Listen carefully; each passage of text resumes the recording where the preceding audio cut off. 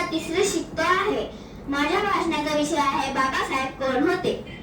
विश्वरत्न, विश्वभूषण, भारतरत्न, महाविद्वान, महानायक, अर्थशास्त्री, संविधान निर्माता, क्रांतीसूर्य, परमपूज्य, बोधिसत्व, महामानवाला प्रणाम. सर्वप्रथम उपस्थित सर्वांना डॉक्टर बाबासाहेब आंबेडकर जयंतीच्या हार्दिक शुभेच्छा. नमस्कार, जय भीम. इथे उपस्थित सर्व मान्यवर पाहुणे आणि माझ्या लाडक्या मित्रमैत्रिणींनो, आजचा दिवस केवळ तारीख नोंदवण्याचा नाही, ते इतिहास आठवण्याचा आहे. कारण आज आपण साजरी करत आहोत डॉक्टर बाबासाहेब आंबेडकर यांची जयंती. स्वातंत्र्य हे त्यांचे ध्येय होते, कायदा ही त्यांची तलवार होती आणि न्याय ही त्यांची शाश्वत ज्योत होती. एक असा दिवा ज्यांनी काळोखाच्या विरुद्ध प्रकाश दिला. डॉक्टर बाबासाहेबांचा जन्म वडील रामजी व माता भीमाबाई यांच्या पोटी 14 एप्रिल 1891 रोजी मध्य प्रदेशातील महू गाव या ठिकाणी झाला. आकाशातील ग्रहतारे माझी भविष्य ठरवत असतील तर माझ्या मेंदूचा आणि माझ्या मंगटाचा काय उपयोग, असे प्रकार वक्तव्य करणारे बाबासाहेब अतिशय अभ्यासू व्यक्तिमत्व होते. ते भारतीय न्यायशास्त्रज्ञ, तत्वज्ञानी, समाजसुधारक होते. शिका, संघटित व्हा, संघर्ष करा असा मूलमंत्र त्यांनी दिला. स्त्री हक्कासाठी ते लढले. त्या काळी समाजात अस्पृश्यता, जातीभेद खूप मोठ्या प्रमाणात होता. त्याविरुद्ध त्यांनी चळवळ उभा केली. दलित लोकांना ही समान वागणूक मिळावी त्यासाठी त्यांनी लढा दिला. माड, 14 सत्याग्रह, खेळाचा हक्क आणि मंदिर प्रवेशासाठीच्या चळवळीच्या माध्यमातून त्यांनी सामाजिक क्रांती केली. त्यांच्या विचारांनी भारतातील अनेक वंचित घटकांना नवीन दिशा मिळाली.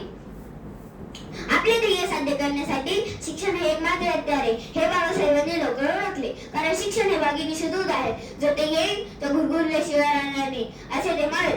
बाबासाहेबांनी कोलंबिया विद्यापीठ आणि लंडन स्कूल ऑफ इकॉनॉमिक्स इथून उच्च शिक्षण घेतले. समाजातील अस्पृश्यतेचा नायनाट करण्यासाठी त्यांनी बौद्ध धर्म स्वीकारला आणि लाखो अनुयायांना समानतेचा मार्ग दाखविला.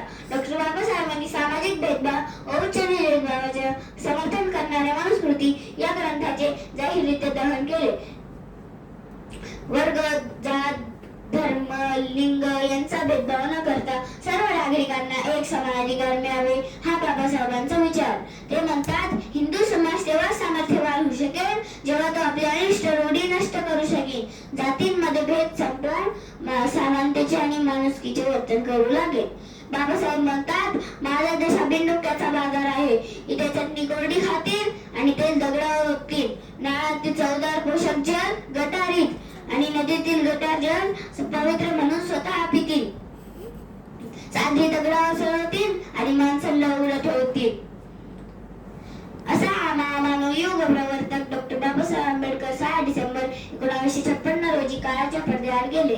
जरी ते आपले नसले तरी त्यांचे विचार लाखो लोकांना स्फूर्ती, चैतन्य देत आहे. शेवटी एवढेच म्हणावेसे वाटते की शिल्पकार ते घटनेचे, उद्धारक ते उपेक्षितांचे, विरोधक ते वर्णभेदाचे, भारतरत्न ते देशाचे, दूत ते शांतीचे, प्रसारक ते समतेचे, प्रसारक ते धम्माचे, भारतरत्न ते देशाचे, सागर ते ज्ञानाचे, पंडित ते कायद्याचे, अभिमान ते भारतीयांचे, भारतरत्न ते देशाचे. एवढे बोलून माझ्या भाषण संपवतो. जय हिंद, जय महाराष्ट्र, जय